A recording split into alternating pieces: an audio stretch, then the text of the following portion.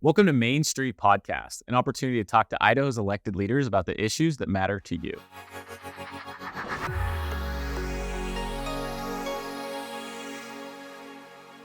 Welcome to Idaho Main Street. Congressman Simpson, we appreciate you being here. Good to be here, Brennan. Look, so it's recess for Congress, so you're in Idaho. It's district work period. Yeah, that's a better way to put it. Yeah. Recess makes you think playgrounds and swing sets. That's right. But you're not exactly on a beach in Mexico, are you? No, it is the district work period. You spend a lot of time with your constituents, talking to them about what's going on, and also telling them what you're doing in Congress and how Congress is working or not working and that kind of stuff. So it's good to get out and tell people what's going on. This has been going on. The August recess, as it's called, has been going on since the beginning of Congress when they moved to Washington, D.C., because it was such a swamp there. And it's so hot and humid in August that they just said, let's go home. We can't do anything in August. And that's just a tradition that's continued ever since then. We got a lot of work to do. Some people talked about canceling, not entirely, but about half of the August recess. But people have made plans and they've got commitments and that kind of stuff. So we didn't do it. Sure. So in theory, you're supposed to get back, meet with your constituents, see the projects that you've been working on and new projects you probably need to bring to DC. In actuality, how's that worked? What kind of things have you seen while you've been here in Idaho the last few weeks? Well, it's been interesting to talk to constituents about Congress because right now it's kind of a mess of what's going on. And we're not sure what's going to happen when we get back. So I've been explaining to them what's happening in Congress. And we've also gone around and looked at the projects that we've got in our appropriation bills that affect Idaho that we've been able to put in there. They used to be called earmarks. Now they're called community project financing for some reason. Earmarks got a bad name and stuff. But, and people sometimes think that earmarks are a bad thing. I think it's members of Congress knowing what's going on in their districts and saying, no, we're going to put some of this funding for this project or that project. And we do that throughout Idaho. Firth's fire station burned down, and they've been operating out of a potato cellar, a fire department operating out of a potato cellar. So we've got some money in this appropriation bill to help them rebuild their fire station and expand it, and that's a good thing. We've also worked with the Fort Hall Reservation on a road project that they need. It's a highly traveled road that needs to be redone. And we've worked with the city of Rexburg on their wastewater treatment facility and Island Park that has some real water problems. And, I tell people all the time, if you think that this is wasteful spending, and remember, it's not additional spending. It comes out of the appropriation that's made. So it's not additional spending. It's just us directing how some of the money is going to be spent. And, I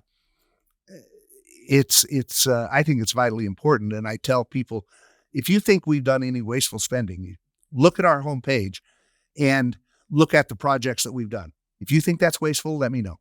Right. Not a lot of pork barrel funding. No, there's not. These mayors that you've been out meeting with, you're in Pocatello, you're in Rexburg, you've been traveling around, what have they been telling you about these projects? Well, how vitally important it is to their communities and stuff.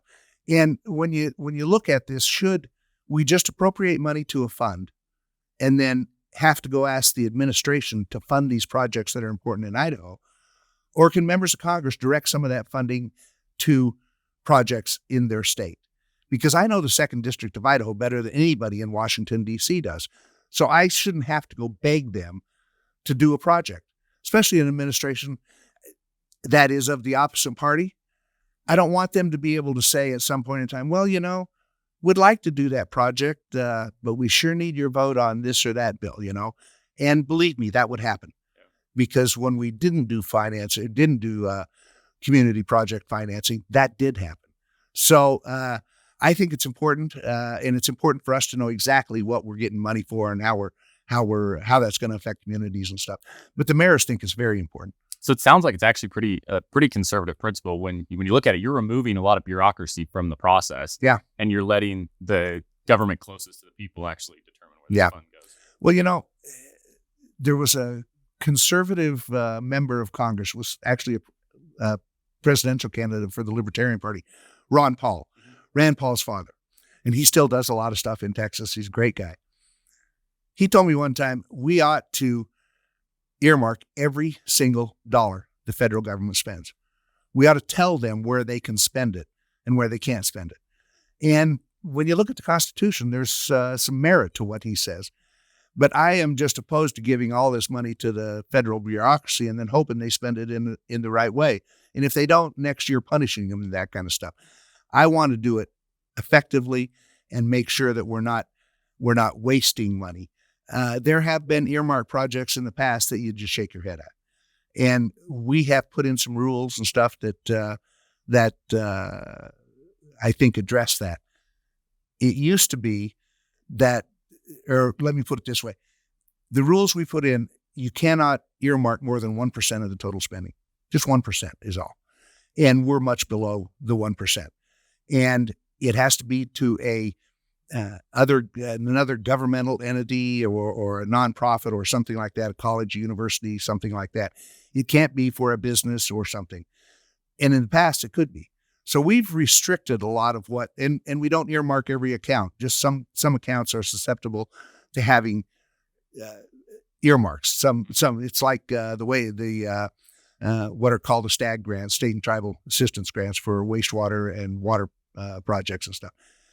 That's in the Interior bill that I chair, and there's an awful lot of members that want to earmark projects in their district for that. So that's okay. And we go through them and we vet them very good to make sure that they're legitimate and everything else. But some people continue to say it's just wasteful spending. It's not. Right. And the idea of removing politics out of this. I mean, when you talk about the opposing party saying, well, we're not going to fund that, we're not going to fund that. We've seen even in Idaho, there are maybe some prisons that are debilitated that absolutely need an update. Yep. And in all account, they would be funded. But you have these defund the police members of Congress. Yep. You know, the squad who will say, well, we're not voting for any money that goes to any prisons. Yep. And it's absurd, but it's politics. Some of that's last year when the Democrats were in control, we were trying to help Chalice, that has a courthouse and a prison that is, or jail, that is really, really bad. Yeah. And they can't seem to pass a bond to do that. And I understand that people don't want to increase their property taxes for a jail, you know. Right. But last year, the Democrats said, we're not going to put any money for earmarks into jails and that kind of stuff because of the squad and stuff. It's crazy. So, yeah, it is crazy. So I think, like the average Idahoan might look at Congress and they think that, you know, all 400 plus of you get in a room and then you just kind of vote on everything. But that's not really how it works. No. A lot of your legislative accomplishments and these projects we're talking about now, they come through your work on the Appropriations Committee. Yeah. So coming up, this Appropriations Committee is going to be really important when we talk about funding some of these projects. Yep. Things like there's a windmill project in the works, Lava Ridge that there's talk about that you're trying to stop. Maybe talk us through some of the projects you've got upcoming and then the challenge that comes with, are we going to see a government shutdown over this? What happens? It's hard to say what's going to happen. There's talk of a government shutdown. Some of our Republican friends and members believe that a government shutdown is a legitimate policy. I don't believe it is. I've been through, 4 or 5 of these over the years, sometimes from just a couple days to, I think, up to the longest one was up to like 3 weeks and stuff. But I've never seen it be good policy or good politics.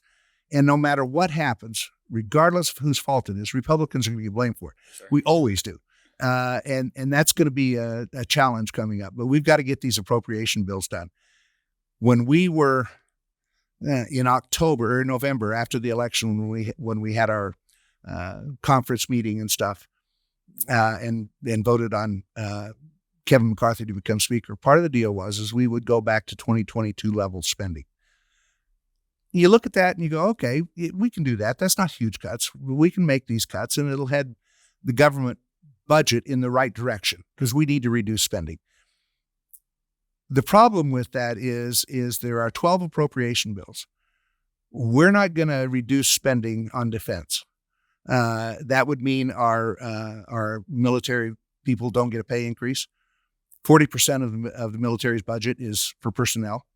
So we're not going to reduce spending on defense. We're not going to reduce spending on Veterans Affairs because we have an obligation to our veterans that we need to take care of them. We're not going to reduce spending on Homeland Security because I don't want the administration to come in and say, well, we would have secured the border, but the Republicans took the money and wouldn't fund it and that kind of stuff. And we're going to put some language in there that will hopefully make them do their job at the southern border. But that's 70% of the discretionary budget. That means the rest of the budgets, the other 9 are going to take all the hits and reduce spending substantially. In the interior budget, it's reduced like 38%, which is pretty dramatic. And you oversee that budget. Yeah. Yeah. And now we've used some rescissions by pulling money back that they had appropriated before for like the Green New Deal and that kind of stuff. We've pulled that money back into our budget, so the cuts aren't nearly as bad as they would have been. But it's still a reduction in spending substantially. And that's what we need to do, is head in that direction. But there are members of our conference that believe you can't use the rescissions and stuff, that you just have to reduce spending. I don't know if any of them would vote for an interior budget that reduces spending by 38%. Because in my budget, in the interior budget, I've got Indian Health Services. Well, we're not going to reduce spending for Medicare or Medicaid or Veterans Affairs. I'm not going to balance this budget on the back of Indians. Mm-hmm. So, and that's a large part of our budget is Indian Health Services. The other one is wildfires. And I'm not going to reduce the funding for wildfires, particularly during wildfire season here in the West. So that's a huge part of our budget. That means the rest of that budget is going to see dramatic cuts. I think the EPA is reduced in the bill that I wrote close to 50%. Wow. And some members say, well, cut it all. We don't need, well, we do need an EPA. I'm sometimes upset with the decisions they make. We've got to get them back on track doing their job and do it within the boundaries of what I think the law allows and stuff. And that's what we're trying to do with the EPA. But if you are a business out there and you need a water quality permit or you need an air permit or something like that to operate, it would be nice when you call the EPA if somebody was there to answer the phone. So we are making changes. Not fast enough for some people. But, I've always said it doesn't matter where you stand. What matters is which direction you're headed. And we're headed in the right direction. We're going to reduce spending, even though in the Senate, with their markups, they've increased spending. Republicans and Democrats in the Senate have got together on the Appropriations Committee and increased spending, which is just bizarre to me. So we're going to have negotiations with them. Ultimately, the bills will be somewhere between the House and the Senate marks, and it will reduce overall spending and head us in the right direction. Next year, we'll do the same thing. So we'll see how it goes. I'm heartened to hear the optimism. It sounds like it's a balancing act between cutting the fat that Democrats in years past had kind of been putting into some of these bills, but not cutting an artery, right? That will bleed out. I'm glad you brought up within the interior bill, wildfire, right? So there's been a challenge recently, and you've kind of turned into the wildfire expert when it comes to Congress. I've been there when, other members of Congress come to you and say, well, how are we going to handle this? Yeah. And there's been a lot of different ways, whether it's Forest Service budgets, whether it's a wildfire fix and how we fund this thing. Right now, it seems the challenge of the day is actually paying our wildfire fighters. Yeah, it is.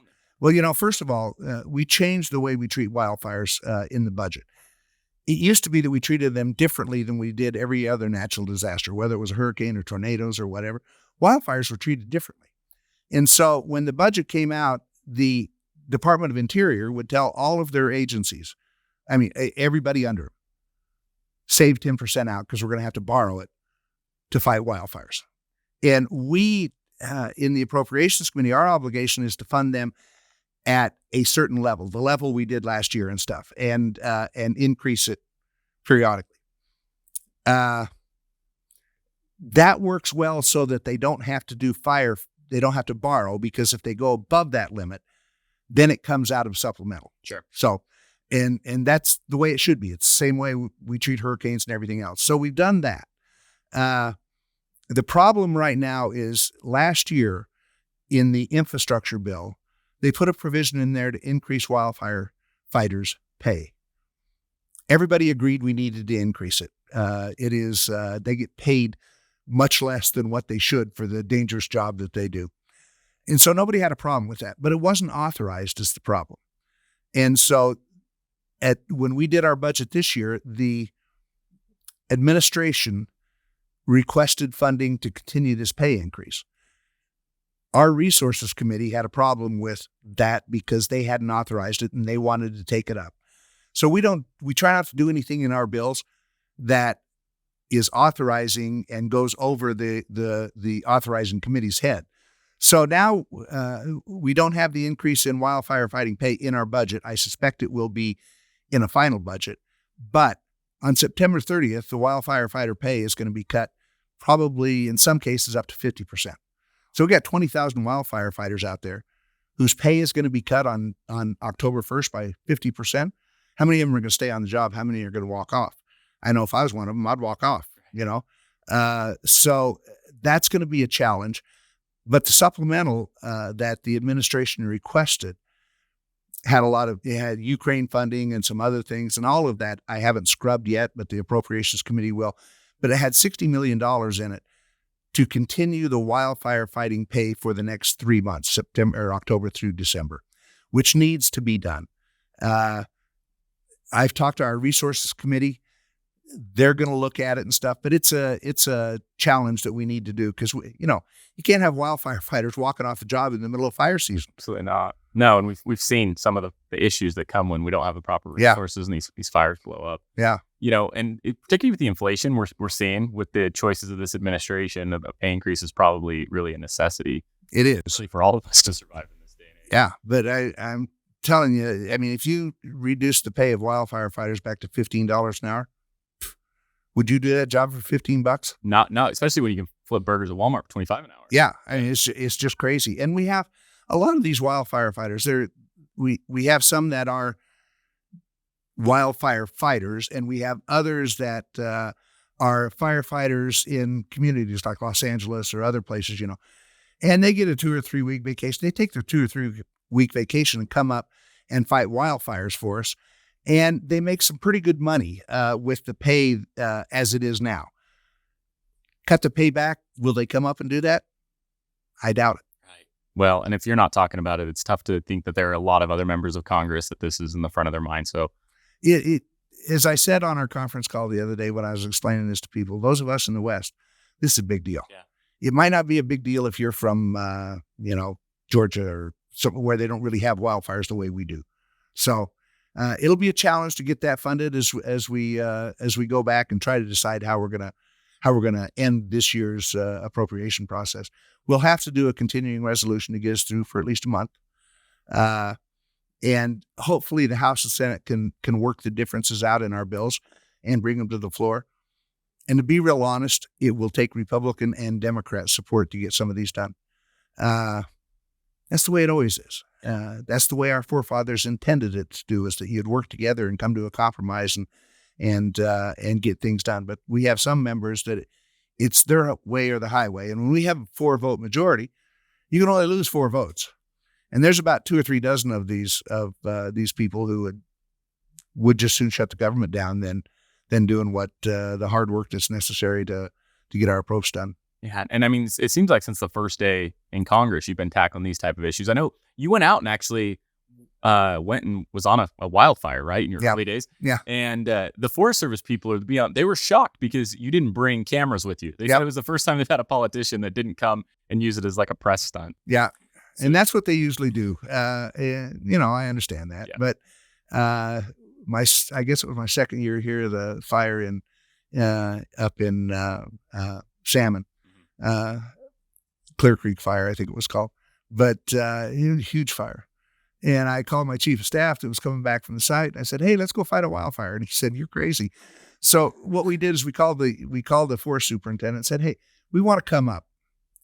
Treat us as if we were a wildfire fighter, and we want to see what it takes to fight one of these fires. Why does it take 5,000 people? I mean, it's a community that they set up." And so we went up and we were there, and we'd be at the meetings the night before when they would be doing the logistics, making sure the wildfire fighters were in the right place the next morning when it blew up, that they had food and water and et cetera. And it was an enlightening experience to me how complicated it is, the logistics of one of these large wildfire fighters. It used to be, if you read the book, The Big Burn, it used to be that they'd go to the bars and grab everybody and say, "Come on, boys, we're going to go fight a wildfire," and grab your shovels. And it's not that way anymore. Right. Well, while we're going back in time, let's go back a little bit further. I think there's a lot of people that might wonder how a dentist born in Burley, living in Blackfoot, somehow ends up in Congress. And it went through the Blackfoot City Council, right? Yeah. So help us understand why you could have played more golf and all your other hobbies going on. What made you think I'm going to jump on the Blackfoot City Council Well, I've always been interested in politics. I was a political science major in college for a while at Utah State? at Utah State. Go Aggies! But it was I was sitting there going, what do you do with a political science degree? I didn't want to go work for the government as a bureaucrat. And I don't mean that in a negative term, but I liked the policy aspect of it that I'm doing now. But I would never run for public office because that meant you had to get up and give speeches and you had to go to debates and all that kind of stuff. One day I went into dentistry with my father and my uncle, and we practiced in Blackfoot. And one day I was reading the Blackfoot Morning News, and it was a Thursday, and there were 2 seats open on the Blackfoot City Council, and only one person had filed. And the filing deadline was the next day. So I said, hey, this is how I get on the city council. So I filed for the city council, and in the meantime, 6 other people did too. So then I had to go to all these debates and stuff, the League of Women Voters debate, and I can remember getting dressed. And, I mean, public speaking is the scariest thing for the majority of people in this country. And I said to my wife, do you think they'd notice if I just didn't show up? You're the one who filed for this seat. Get your rear end down there. So we went down to the debate, and I won by 6 votes. It was the 2 top vote getters, and we knew the guy who had filed earlier would be the top because he was a popular old guy that everybody loved. And so we were all running for the second seat, and I won by 6 votes. And so I was serving on the city council, and about the 3rd year on the city council seat opened in the state legislature, and they came and asked me to run for that. So I did, won that seat. And then I was in the legislature for 14 years. And the last 6 years I was Speaker of the House. And I was either going to retire or I was going to run for governor. And Dirk Kempthorne came back and decided to run for governor. Mike Crapo moved over to the Senate, and it opened up second seat. So I said to my wife one day when I came home, I said, all of that time that you spent putting me through dental school and all the work you did, and we've been in practice for a number of years, and we've got a practice that gives us good living. And if we wanted to go on a vacation next week, we could do it and stuff. And I said, how'd you like to give all that up for a job that pays about half of what we make now? And you have to go out and give all these speeches, and you have to every 2 years ask people to rehire you, and she said to me, I've watched you the 3 months that you're in Boise. When you come home and work on weekends, and then you're back in Boise during the week, you're busier than heck those 3 months. And then I've watched you just the 9 months that you're just practicing dentistry. She said, you're happier those 3 months. And I said, well, let's do it then. So we ran for Congress and won, and I've been there ever since. Wow. I mean, you're in the middle right now of asking people to rehire you. Yeah. Your constituents. Yep. Why? Why running it? Why not retire, Mike, and go on those vacations and play golf every weekend and run around with the dog? Why stay? Because I love this job, and I love the institution that was created by our forefathers. I'm worried about it and where it's headed. And I have things I want to do. The ag immigration reform bill is still one of my top priorities that we've got to get done. I'm working on trying to save Idaho water and salmon and those types of things. You don't do those things in a year. It takes some time. We've been working on the ag immigration reform bill, which seems like it ought to go through. We've passed it in the House twice, almost got it through the Senate last time, but it's something that it's the number one issue for agriculture across the country, but particularly in Idaho. So I'm going to continue to work on that and other issues that come along. And I like being chairman of the Interior Committee. I was either chairman or ranking member of the Energy and Water Committee for nine and a half years, which they wouldn't give me another waiver this year. So I took Interior again, which I've been chairman of Interior in the past. But the energy and water bill is obviously very important to the INL and their budget and what they can do out here. This lab is the work they do out there. Anybody that thinks that we're not moving into the future, these guys do incredible work out there. And it's something that we need to make sure we continue to do. So those are the kind of things that I'll be working on while I'm in Congress, and then all the other things that happen to come up during the meantime. Well, it's interesting. You talk about the ag immigration. That's not something you just thought up one day. And a lot of these ideas, they come from your constituents. The ag producers, our farmers, ranchers, they come to you and say, this is our problem. Yep. When it comes to the wildfire issues, people don't want to see their favorite hunting spot or their favorite dirt biking place burned to the ground. So you like the job, you think you're good at the job, and you want to keep doing the job. Yep, That's exactly. Now, we have a lot of legislators, current ones, come on the podcast and talk about the work they're doing, the challenges in Boise. As somebody who spent 14 years in the Capitol over in Boise and speaker for about half of that, what advice would you have of what makes a good legislator? How can they be more effective? What should they be focusing on? Everybody is elected with a philosophy. Either they're conservative, they're liberal. In Idaho, they're pretty conservative. Even Democrats are fairly conservative in Idaho. But it's listening to people is the main thing that they can do. And talk to other people, because other people have different opinions. Sometimes you wake up in the morning, you talk to somebody, you say, I hadn't thought about that. And that's what makes a good legislator, is being able to work across the aisle and with people within your own conference who might have a different opinion, and listening to your constituents. It's surprising how little contact you get if you don't reach out to your constituents. If you get 50 letters on an issue, that's quite a bit.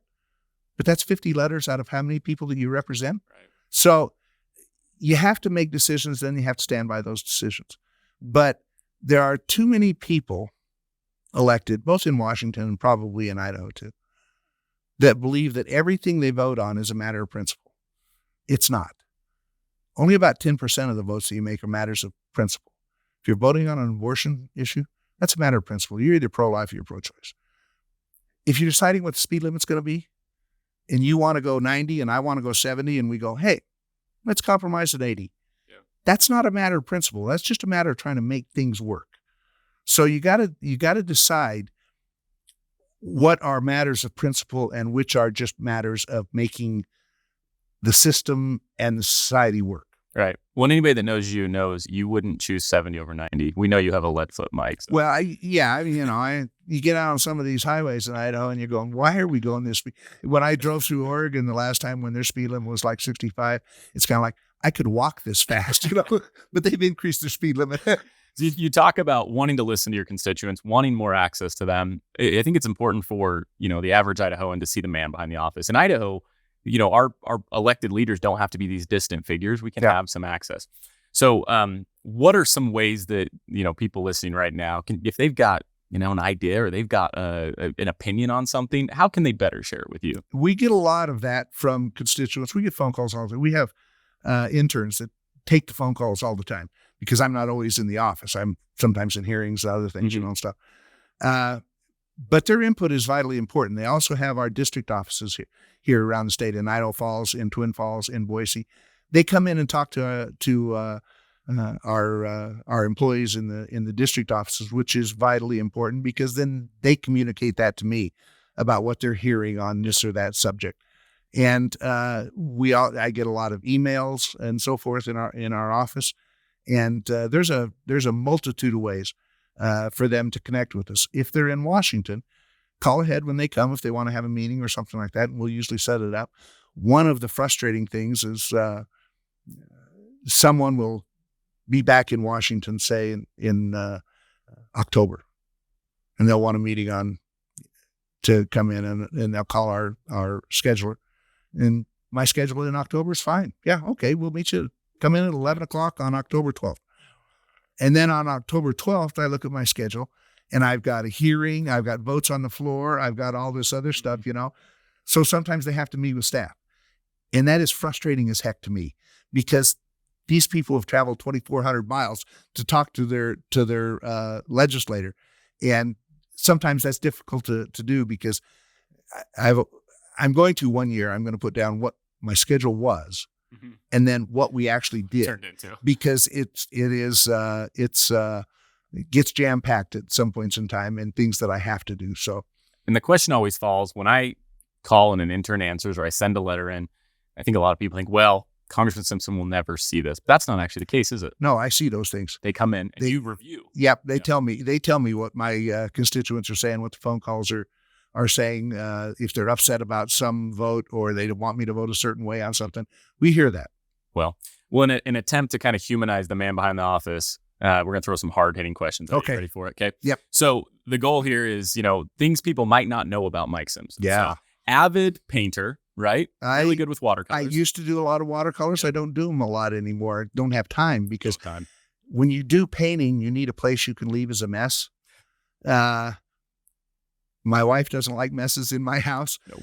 And otherwise I would have to leave messes in my place in DC. So it's more difficult. I haven't done it lately, but I love to paint. What are a couple books that you think every American should read in their lifetime? Oh, that's a tough question. One of the latest ones that I've just read is called Fever in the Heartland. You read it also. Yeah. It's a fascinating book about history that I didn't really know about, and that had to do with the KKK in Indiana. We always think of the KKK as being in the South and stuff, but it was in Indiana, and they controlled essentially the Indiana government at the state and local level. And it's just a fascinating book. It's a book written by Tim Egan, who wrote The Big Burn that we talked about earlier. He's from Portland, great author. And he wrote The Immortal Irishman. That's a great book also. So that's one that I would recommend. I've been reading a lot of books about Eisenhower because I was on the Eisenhower Commission that did his memorial in Washington, D.C. And it took us, I don't know, 10 or 15 years to get that done. But so every book on Eisenhower that came out, they would send me a copy of it. So I've been reading a lot of books on Eisenhower. Another one that was given to me by Dirk Kempthorne, this a political book that's very interesting called The Accidental President. And it's about Harry Truman when he took over after Roosevelt died, and how, I don't know the right word, unprepared he was. Sure. Because Roosevelt didn't really keep him in the loop about what was going on in the war. And his first 40 days were amazing. And he did a great job in retrospect, you know. So those are a couple books that I would encourage people to pick up. Of the many suggestions you would have. Yep. We need to do a Simpson book list. Yeah. I'm on Goodreads. Oh, okay. Yeah. So we try to put all that stuff on Goodreads. That's a good plug. You've mentioned two presidents now. If you had to pick who you think your favorite president is, who might it be? I think Lincoln was the ideal president in the most difficult times this nation has ever faced. And he kept the nation together. Other presidents, we might have a southern United States and a northern United States. But Lincoln's goal was to keep the Union together, and he did. And as I said, you know, we killed 700,000 Americans during that battle, during that Civil War. Can you imagine being president during that time? And he was criticized by both the North and the South. And, you know, they were tired of the Civil War and they wanted it to end. But he did a great job. Now you have on your bookshelf, speaking of your library, a number of awards that you've been given over the years. You know, you go and you get invited to speak at an event and they give you an award. My hope is we're going to give you something to thank you for coming on, and it's going to be an award that you've never received before. Are you excited? I'm excited. All right. It is my understanding that Congressman Simpson has never in his lifetime tried Nutella.